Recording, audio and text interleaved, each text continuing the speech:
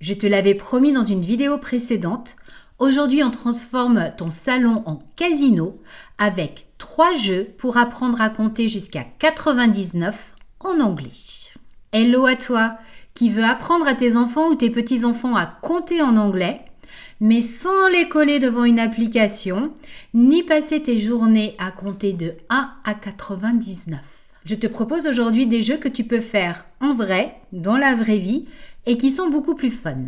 Alors oui, ils sont tous liés au jeu de hasard, mais c'est la finalité qui compte, isn't it? On va enchaîner 3 jeux et je te donne les timecodes au fur et à mesure. Je te rappelle qu'on avait déjà fait le plus dur en comptant de 1 à 12 dans 2 vidéos précédentes que je mets en lien en description. On va voir aujourd'hui comment négocier le virage du 13, 13 au 19, 19. Et après, normalement, ça roule. Le premier jeu, c'est le bingo qu'on va attaquer dans quelques secondes.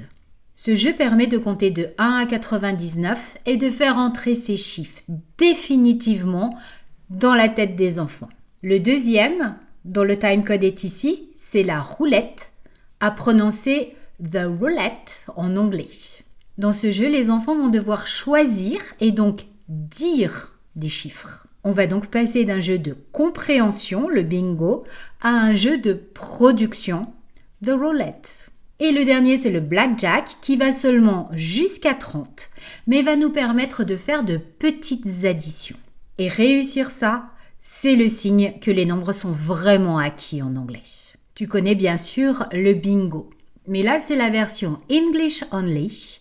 Et tu vas voir que ça peut marcher pour aider tous les âges. Prépare tes cartes de bingo avec les chiffres de 1 à 99. Tu peux les trouver très facilement en téléchargement ou bien tu peux dessiner les tiennes. Et tu vas aussi avoir besoin d'une application de tirage au sort. Sauf évidemment si tu possèdes déjà tout le matériel pour jouer au bingo. Comme je te l'ai déjà expliqué la semaine dernière dans la vidéo en lien ici, l'objectif des petits mushrooms, c'est de jouer en anglais en recyclant ce que tu as déjà pour jouer en français. Donc pas de matériel supplémentaire. Pour jouer en tant qu'adulte, tu vas tirer au sort les numéros avec l'appli si tu n'avais pas le matériel et les dire en anglais. 34, 72. Les enfants cherchent sur leur carte et ils doivent donc reconnaître le chiffre pour pouvoir l'identifier sur la carte. Le secret, c'est de parler lentement au départ, puis d'accélérer lorsqu'ils sont plus à l'aise. 34, 34, 72, 72. Mais comme je te l'annonçais en introduction, il va falloir passer le cap difficile des teens. 13, 14, 15, 16, 17, 18, 19. Ces chiffres sont parfois difficiles pour les adultes qui confondent 13 et 30, 15 and 50. Quand un enfant hésite entre 13 et 30, reprends la prononciation en insistant bien sur le rythme. On dit 13 avec l'accent à la fin et 30 avec l'accent au début. Après 2 ou 3 manches, c'est intégré.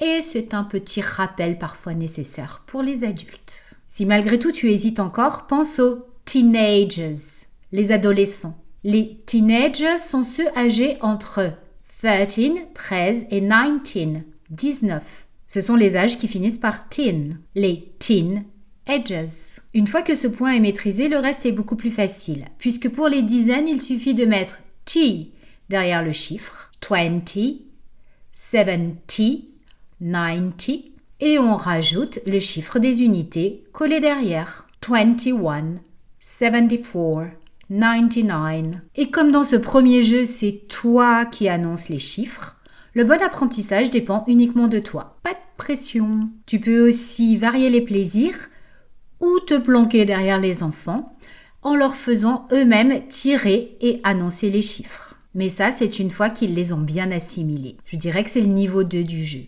Ça oblige à dire les chiffres à haute voix, à bien les prononcer, à se tromper et se corriger. Et bien sûr, quand quelqu'un gagne, tu lances ton plus beau bingo en anglais. Bingo!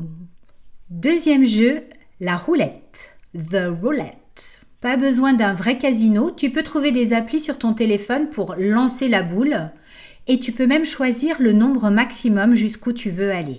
Commence en jouant de 1 à 20 au départ et puis tu rajouteras les dizaines suivantes au fur et à mesure que les enfants apprendront ces dizaines. Chacun leur tour, les enfants choisissent un nombre et le disent à haute voix. Tu peux aussi faire écrire le chiffre en nombre évidemment, pas en lettres, sur un morceau de papier pour être sûr que le chiffre que l'enfant a dit à l'oral est bien celui qu'il avait en tête. Ça peut être utile au départ pour éviter les erreurs et les conflits une fois que la boule va sortir. Puis on fait tourner. Et si la boule tombe sur le bon chiffre, you win. Si elle tombe à côté, try again. Try again. Le but ici, c'est uniquement de leur faire dire les chiffres. Et maintenant, place au blackjack. Alors, pas de panique, on va pas miser la maison, mais on va continuer à utiliser les chiffres en anglais et on va aussi faire des petites additions. Chaque joueur reçoit 2 cartes, comme dans le vrai jeu. On annonce les cartes tirées en faisant une petite addition au passage. 10 and 4 is 14. 10 and 4 is 14. Le but, tu le connais, se rapprocher de 21 sans jamais le dépasser. Chaque fois qu'on tire une nouvelle carte, on dit le chiffre qui se trouve sur la carte et on l'additionne au total précédent. Ici, la nouvelle carte, c'est 5. 5 and 14 is 19. Tu vas avoir besoin d'un tout petit peu de vocabulaire supplémentaire pour pouvoir jouer, puisqu'il va falloir demander aux enfants s'ils veulent une carte supplémentaire. Tu peux te contenter de demander one more card, ou bien tu peux faire une phrase complète. Do you want one more card? Do you want one more card? 2 réponses sont possibles. Yes, please, ou bien no, thank you. Yes, please, and no, thank you. Tu remarqueras au passage la petite formule de politesse. Yes, please, ou bien no, thank you. Il n'est jamais trop tôt to mind your P's and Q's.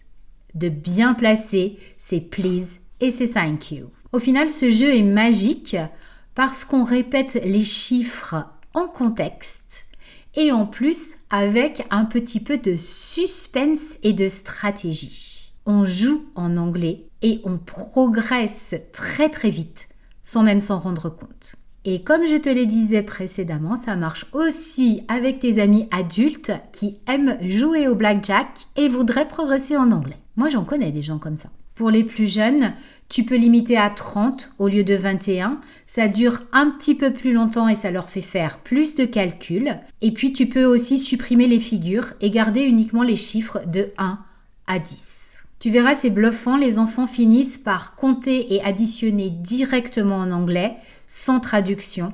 Et ça, c'est bien notre objectif. Voilà, il ne te reste plus qu'à mettre ton costume de croupier ou de croupière et ouvrir ton petit casino. Dis-moi en commentaire lequel de ces jeux les enfants ont préféré.